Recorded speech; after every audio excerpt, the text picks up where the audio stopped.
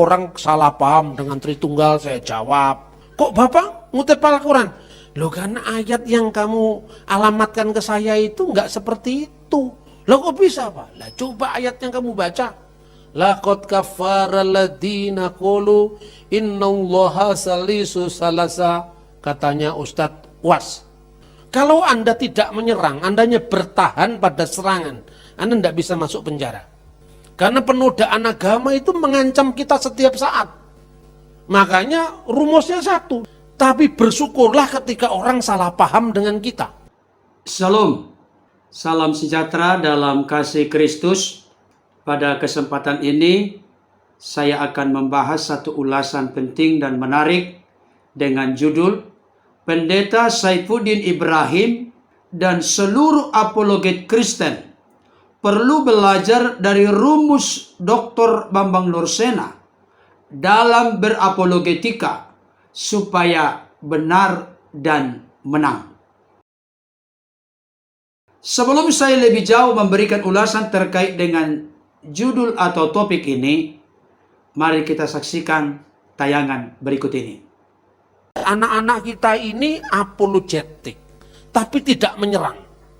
Kalau Anda tidak menyerang, Anda hanya bertahan pada serangan, Anda tidak bisa masuk penjara.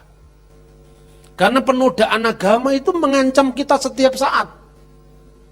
Makanya rumusnya satu, tidak usah ngurusi agama orang. Tapi bersyukurlah ketika orang salah paham dengan kita. Karena kesempatan kita untuk menjawab tanpa kena tindak pidana penodaan agama. Salahnya sendiri kamu takon, tak jawab. Kalau kamu tidak nanya, tidak saya jawab. Anda lihat, Google saya pernah saya ngurusi orang lain? Nggak pernah. Saya hanya mau orang salah paham dengan Tritunggal, saya jawab. Kok Bapak ngutip Al-Quran? Loh, karena ayat yang kamu alamatkan ke saya itu nggak seperti itu. Loh, kok bisa Pak? Lah coba ayat yang kamu baca. Laqad kafara alladziina qalu innallaha salisu salasa. Katanya Ustadz Was. Siapa itu Was? Ujian akhir semester. Ujiannya pun tidak tahu lulus apa enggak. Kalau lulus dia pastilah. Kalau yang uji saya mungkin belum tentu. Kalau saya diuji ya enggak lulus, dia urusannya dia kok. Saling lulus itu kan subjektif toh. Saya menilai orang lain enggak lulus dari ukurannya dia. Tapi orang lain juga enggak saya luluskan.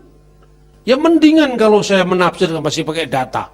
Tapi kalau sekedar menuduh, kan begitu kan?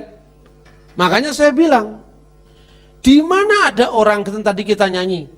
Ada enggak yang nyanyi ketiga dari yang tiga?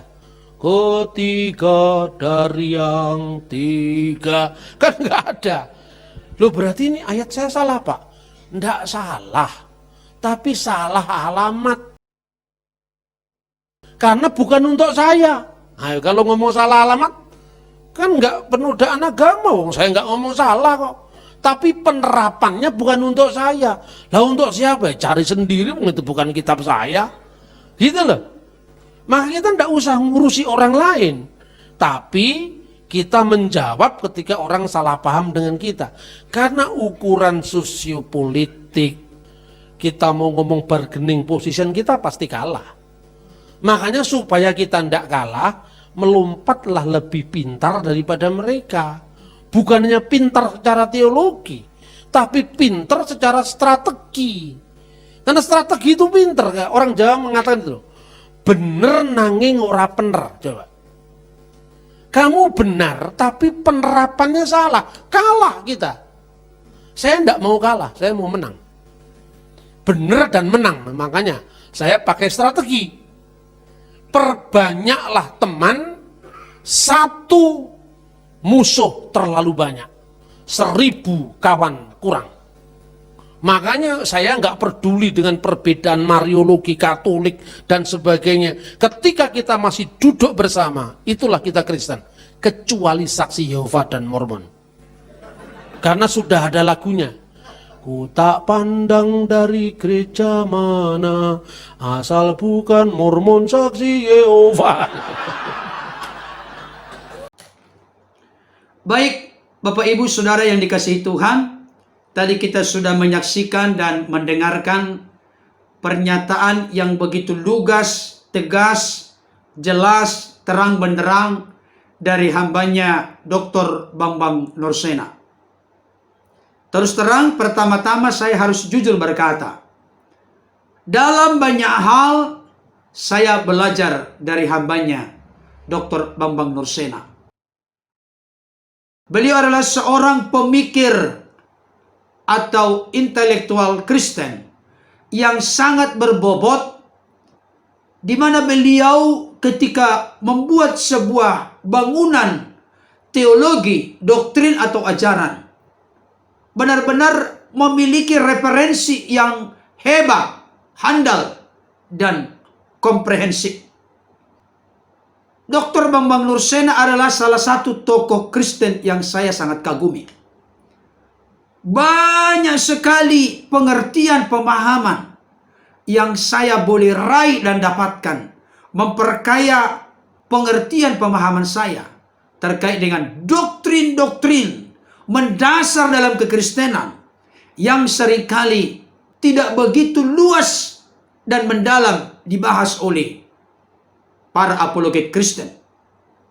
Dan juga yang seringkali disalah mengerti dan disalah pahami oleh orang-orang berkeyakinan lain, dalam hal ini orang-orang tertentu dari saudara kita beragama Islam. Saudaraku yang dikasihi oleh Tuhan, berapologetika merupakan salah satu panggilan dalam kekristenan. Kenapa saya katakan demikian? Ada beberapa kali kata apologetika atau apologet muncul dalam Alkitab. Salah satu ayat yang sangat terkenal saya akan bacakan untuk kita sebagai dasar firman Tuhan dari ulasan ini, dari 1 Petrus 3 ayat yang ke-15 sampai 16 dikatakan demikian.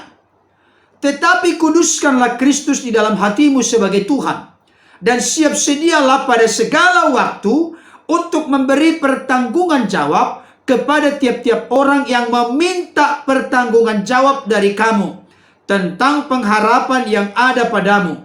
Tetapi haruslah dengan lemah lembut dan hormat dan dengan hati nurani yang murni, supaya mereka yang memfitnah kamu karena hidupmu yang saleh dalam Kristus menjadi malu karena fitnahan mereka itu.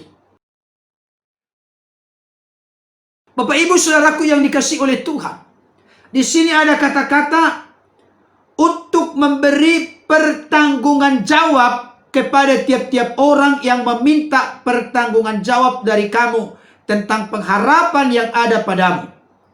Kata memberi pertanggungan jawab dalam bahasa Yunani pros apologian. Dari kata apologian inilah nanti muncul kata apologet atau apologetika. Pros apologian artinya melakukan pembelaan iman, memberikan jawaban ketika iman kita disalah mengerti, disalah pahami oleh orang-orang lain di luar sana. Dan ada di sini sikap yang perlu kita perhatikan. Orang Kristen warnanya adalah kasih. Tidak boleh kita membalas kejahatan dengan kejahatan. Roma 12 ayat 21 berkata, janganlah engkau kalah dengan kejahatan, kalahkanlah kejahatan dengan kebaikan. Yang negatif tidak bisa dikalahkan dengan negatif. Yang negatif dikalahkan yang positif. Itu selalu motto kita. Yang jahat tidak bisa dikalahkan dengan yang jahat. Kejahatan hanya bisa dikalahkan dengan kebaikan. Bahkan firman Tuhan berkata, kasihilah musuhmu, berdoalah bagi mereka yang menganiaya kamu, berkatilah dan jangan mengutuk. Dari ayat-ayat firman Tuhan ini memberikan konfirmasi penegasan kepada kita Bapak Ibu Saudara. Bagaimana kita bersikap di tengah-tengah kehidupan Indonesia yang majemuk, yang sangat pluralistik. Baik dari segi suku, ras, agama, golongan. Itu merupakan sebuah keniscayaan, sebuah kemutlakan yang tidak bisa kita pungkiri. Di tengah-tengah keperbedaan dari suku, ras, golongan, termasuk agama, kita harus tetap hadir untuk menjadi garam, terang, suratan Kristus yang terbuka dapat dibaca setiap orang. Bahkan kita boleh menjadi saksi Kristus. Kita tidak boleh mempermalukan nama Tuhan. Kita harus tetap hadir sebagai yang memberi warna, mempengaruhi yang negatif menjadi positif. Kita tidak akan berfungsi secara efektif, efisien, optimal, maksimal sebagai garam kalau kita turut membusukkan. Sebagai contoh, ada orang-orang lain di luar sana yang salah mengerti, memahami keyakinan kita, kepercayaan kita, doktrin, ajaran kita, bahkan termasuk kepada yang paling substansi, paling pokok, seperti Allah Tritunggal Maha Kudus. Ketidakmengertian pemahaman mereka tentang duinatur Kristus, bahkan tentang doktrin ajaran yang lain. Mari kita memakai semua kesalahpahaman mereka menjadi jembatan bagi kita, menjadi jalan bagi kita untuk membangun argumentasi, memberikan pembelaan iman, mempertanggungjawabkan iman kita yang disalah mengerti, disalahpahami oleh orang lain. Bapak Ibu Saudaraku yang dikasihi oleh Tuhan, saya mau sampaikan kepada tubuh Kristus gereja Tuhan dimanapun berada, bertitik tolak dari rumus Dr. Bambang Nursena ini, di mana beliau berkata, bagaimana supaya kita tetap benar dan menang. Jangan sampai kita benar tetapi kalah. Karena dalam konteks aplikasi penerapan, kita tidak memiliki sebuah pendekatan yang kontekstual. Saudaraku dikasihi Tuhan, akhir-akhir ini kita dihebohkan dengan berita yang sudah merebak baik itu di media mainstream maupun di media sosial terkait dengan pernyataan dari Bapak terkasih Pendeta Saifuddin Ibrahim. Beliau mengusulkan kepada Kementerian Agama supaya menghapus atau men-skip 300 ayat-ayat kitab suci Al-Quran, kitab suci dari saudara kita Islam. Saya mau sampaikan, saya sangat setuju dengan rumus yang dinyatakan oleh hambanya Dr. Bambang Nursena. Apa yang disampaikan oleh hambanya Pendeta Saifuddin Ibrahim, menurut saya itu tidak maksimal, tidak wise, tidak bijaksana untuk mengkomunikasikan iman kita, keyakinan kita kepada orang lain. Dan saya boleh menyampaikan seperti apa yang disampaikan oleh hambanya Pendeta Muriwali Yanto Matalu. Pernyataan demikian bukan bagian dari pemberitaan Injil. Memberitakan Injil, Evangelion, kabar baik, kabar sukacita, kabar yang menyelamatkan, kabar yang memerdekakan, kabar yang menebus manusia dari dosa, kematian kekal dan jeratan kuasa iblis. Tidak dengan cara demikian. Mohon maaf barangkali di antara kita ada yang berbeda pendapat terkait dengan hal ini.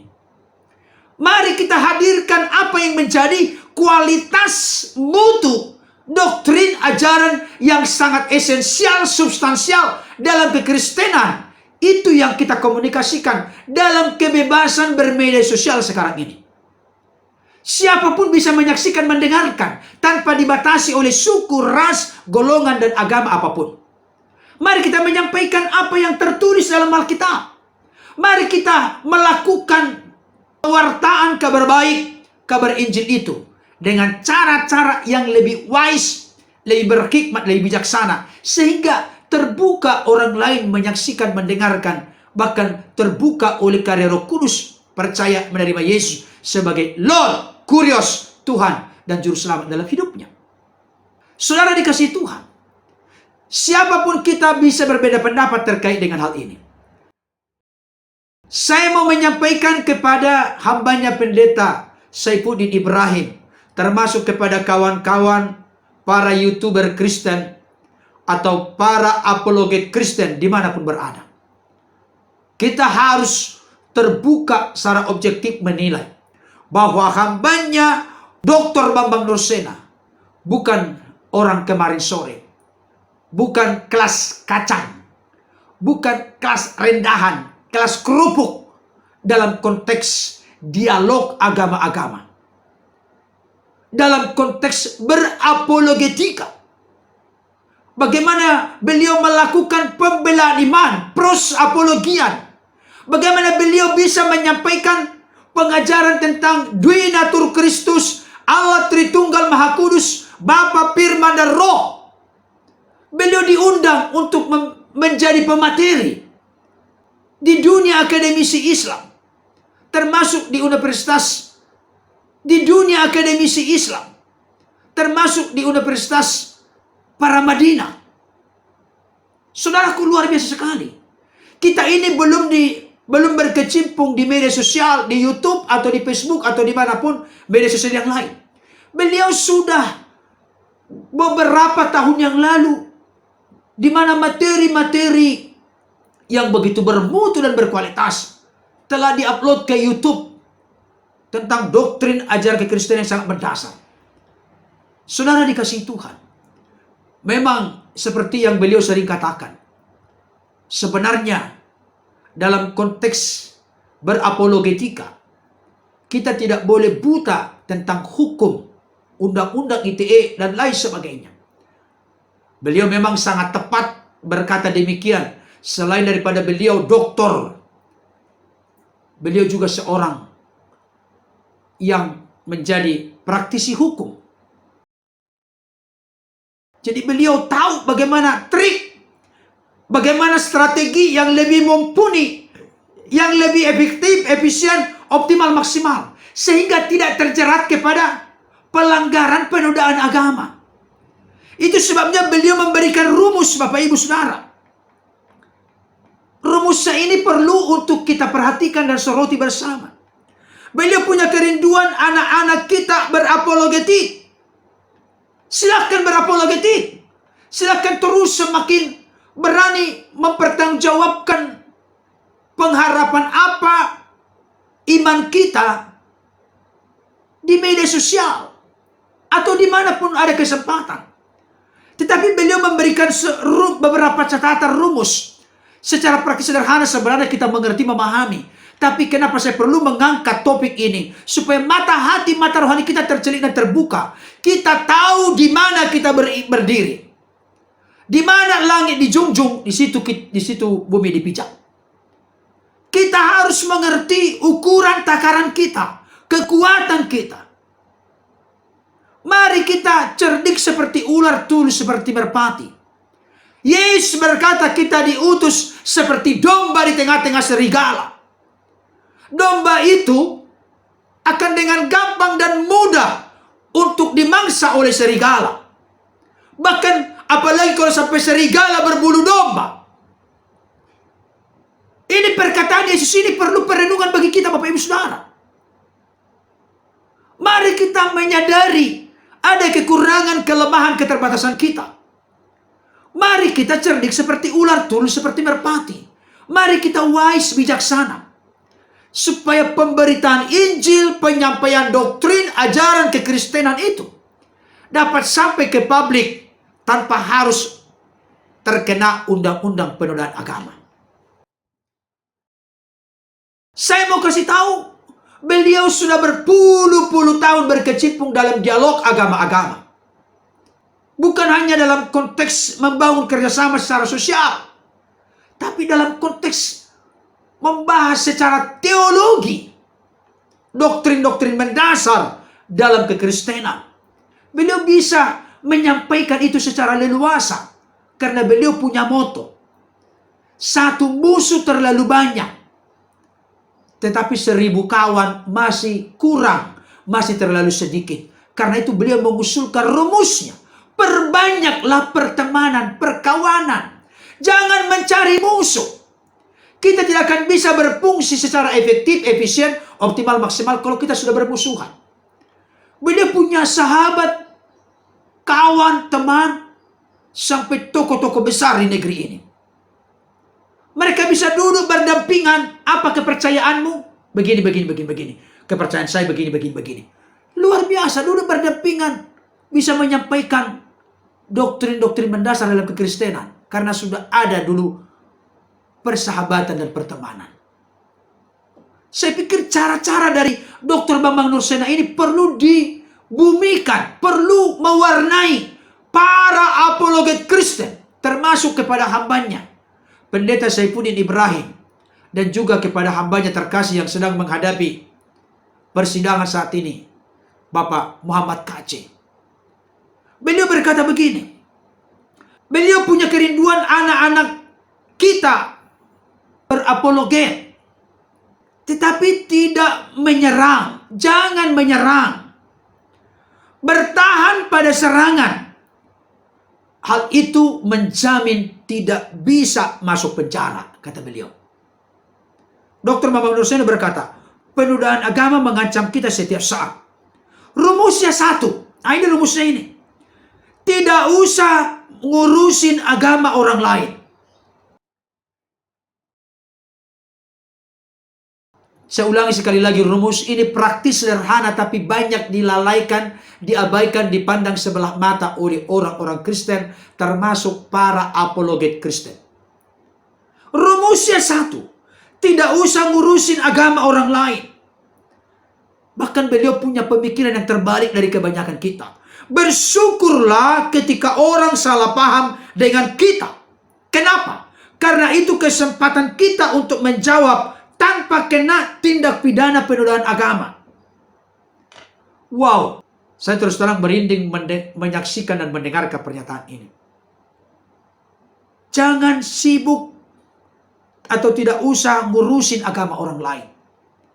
Tapi ketika mereka menyalahpahami keyakinan kita, maka itu menjadi peluang kesempatan untuk kita memberikan jawaban yang telak. Bahwa apa yang mereka katakan terkait dengan keimanan kita sampai kepada hal yang paling fundamental, paling mendasar, paling basic dalam doktrin ajaran kekristenan, kita bisa menjawabnya. Ketika mereka misalnya mengutip-ngutip ayat-ayat kitab suci mereka, demi itu misalnya contoh diarahkan kepada kekristenan, kita punya hak jawab. Undang-undang pers itu artinya kita punya hak jawab ketika orang lain menyalahpahami keyakinan kita, keimanan kita, pengertian, pemahaman kita. Kita punya hak jawab di negeri ini. Dan kita tidak akan kena undang-undang penodaan agama yang setiap saat mengancam kita. Saudaraku yang dikasihi Tuhan, saya rindu biarlah ini disebarkan luas, di-share kepada banyak orang, supaya kita memiliki rumus sebagai pribadi yang benar dan menang. Jangan sampai benar, tapi penerapannya salah. Kita akan kalah. Jadi kita harus berpikir 2 kali lebih maju dari apa yang dipikirkan oleh orang-orang lain yang salah paham, salah mengerti tentang keyakinan, keimanan kita. Saudaraku yang dikasihi Tuhan, ketika hambanya Dr. Bambang Nurseno berkata, rumusnya satu, tidak usah ngurusin agama orang lain. Bersyukur ketika orang salah paham dengan kita. Itu kesempatan kita untuk menjawab tanpa kena tindak pidana penodaan agama. Jika mereka bertanya atau mempertanyakan keyakinan kita, itu peluang kesempatan bagi kita memberikan jawaban. Beliau sampai berani berkata, coba lihat di Google, di YouTube, di media sosial. Pernahkah saya ngurusin orang lain, agama orang lain? Pernahkah saya ngurusin agama orang lain? Tidak pernah. Ketika misalnya orang-orang lain di luar kekristenan menyalahpahami tentang Tritunggal, maka beliau pun menjawabnya. Beliau berkata, dia tidak mau kalah dalam konteks dialog, komunikasi, dalam konteks strategi, maka melompat lebih pintar daripada mereka secara strategi. Jadi saya mau kasih tahu, kebanyakan kita sekarang ini dalam era digital, media sosial yang begitu booming, yang begitu deras arusnya saat ini, kebanyakan kita tidak punya kontrol diri. Apalagi firman Tuhan tadi berkata, kita mempertanggungjawabkan atau memberikan pembelaan iman ketika pengharapan kita, keimanan kita, keyakinan kita, doktrin ajaran kita disalahpahami oleh orang lain. Marilah kita melakukannya dengan lemah lembut, dengan hormat, dan dengan hati nurani yang murni.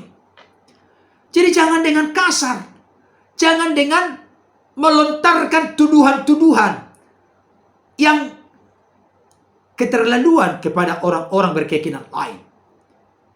Kadangkala kita ini bisa menjadi kalah dan terjepit, terpojok kita terkena dengan undang-undang ITE ketika kita menyampaikan sesuatu yang menurut kita itu salah, tapi menurut keyakinan mereka benar.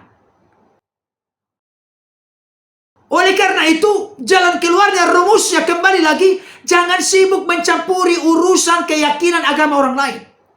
Tapi ketika mereka menyalahpahami doktrin, ajaran, keimanan, keyakinan kita, saya sering berkata, mari kita kejar, kita memberikan argumentasi sampai kepada lubang semut pun kita kejar. Karena itu hak kita. Saya berharap dan berdoa kiranya rumus Dr. Bambang Nursena ini dibumikan, disosialisasikan secara luas dan mendalam.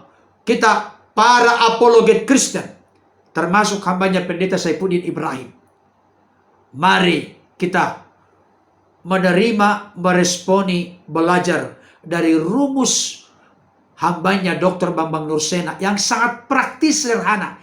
Jangan sibuk menyerang, mengurusi, mencampuri keyakinan, keimanan, kepercayaan, doktrin, ajaran orang lain. Kita tahu kita di bumi Indonesia ini, dalam konteks ini, kita punya banyak kekurangan, kelemahan, dan keterbatasan. Tetapi sudah sekian puluh tahun hambanya Dr. Bambang Nursena berkecimpung dalam dialog, dalam diskusi-diskusi teologis. Beliau tidak pernah kena dengan undang-undang penodaan agama. Karena apa? Karena beliau tahu strateginya, tahu caranya.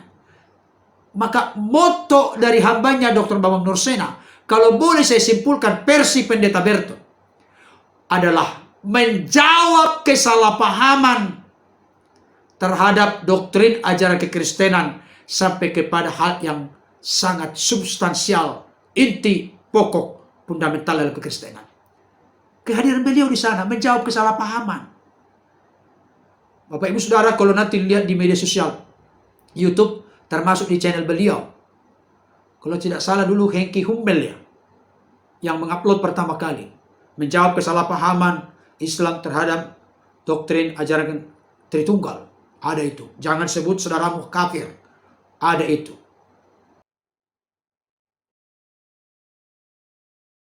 Banyak lagi topik-topik menarik yang lain. Terkait dengan Allah Tritunggal, terkait dengan Duinatur Kristus. Banyak sekali doktrin ajaran mendasar yang beliau sampaikan. Dan itu sudah banyak kali disampaikan. Dan itu banyak kali beliau menyampaikan materi kekristenan. Di dunia pendidikan saudara kita Islam. Misalnya di perguruan tinggi atau di universitas. Salah satu di antaranya Universitas Paramadina yang dulu dipimpin oleh Bapak Nurkholis Majid, yang sempat juga dipimpin oleh Bapak Anies Baswedan yang sekarang menjadi Gubernur DKI. Beliau sempat menjadi Rektor Universitas Paramadina. Beliau sering dulu mengisi acara di sana. Karena beliau punya satu kecocokan, keakraban dengan Bapak almarhum Nurkholis Majid. Saudara dikasih Tuhan, mari kita belajar dari para senior kita yang benar-benar menguasai di bidangnya. Apa yang dipraktikkan oleh Dr. Bambang Nursena selama ini udah puluhan tahun. Beliau tidak pernah terjerat dengan undang-undang penodaan agama. Karena beliau tahu strategi yang mumpuni, strategi yang jitu. Bagaimana kita bisa mengkomunikasikan keyakinan kita, kepercayaan kita kepada orang lain tanpa harus membawa perselisihan, kesalahpahaman, permusuhan, kebencian, dan lain sebagainya. Kiranya ulasan ini yang sangat berharga, kiranya ulasan yang sangat penting dan berharga ini dapat kita terima dengan baik. Mari kita belajar dari para pendahulu kita, dari mereka-mereka yang telah berkecimpung secara luar biasa di sana. Dan hasilnya konkret, nyata, daripada kita tergesa-gesa ingin mencapai ini dan itu. Ternyata bangunan pondasi yang kita bangun itu sangat rapuh. Belajar dari orang lain, apalagi orang itu ahli di bidangnya. Marilah kita terbuka dengan rendah hati menerima apa yang mereka sampaikan. Tuhan Yesus memberkati. Amin.